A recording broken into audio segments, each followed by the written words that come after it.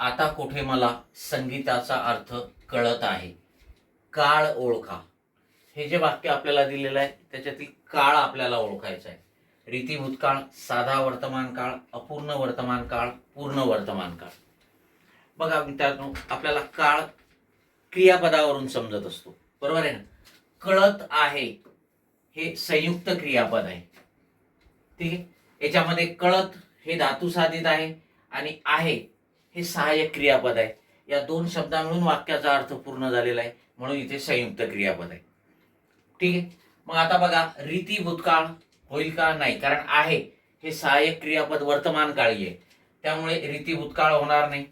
साधा वर्तमान काळ होणार नाही, कारण साधा वर्तमान काळ असेल किंवा साधा भूतकाळ असेल किंवा साधा भविष्य काळ असेल, साधा काळ जेव्हा असतो तेव्हा वाक्यातील क्रियापद सिंगल असते, एकेरी असते, म्हणजे संयुक्त क्रियापद नसते.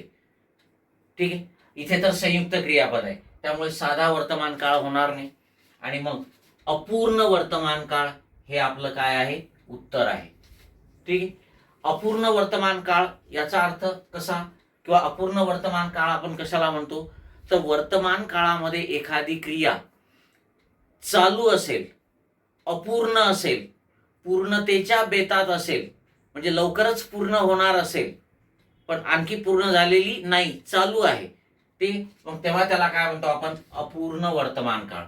आता कुठे मला संगीताचा अर्थ कळत आहे, म्हणजे आणखी संपूर्ण संगीत कळालेलं नाही.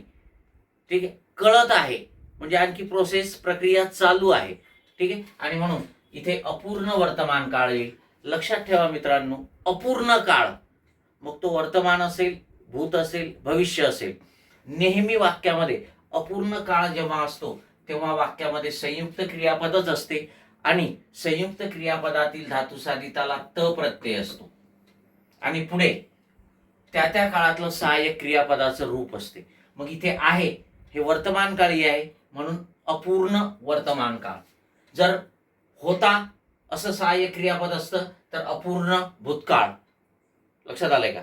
म्हणजे अपूर्ण काळ जेव्हा असतो तेव्हा संयुक्त क्रियापद असते वाक्यामध्ये, क्रियापदातील संयुक्त क्रियापदातील धातुसाधिताला तच प्रत्यय असणार आणि पुढे त्या त्या काळातील सहाय्यक क्रियापदाचं रूप असणार. मग इथे आहे वर्तमान काळी आहे आणि म्हणून अपूर्ण वर्तमान काळ असं त्याचं उत्तर येणार. ठीक आहे.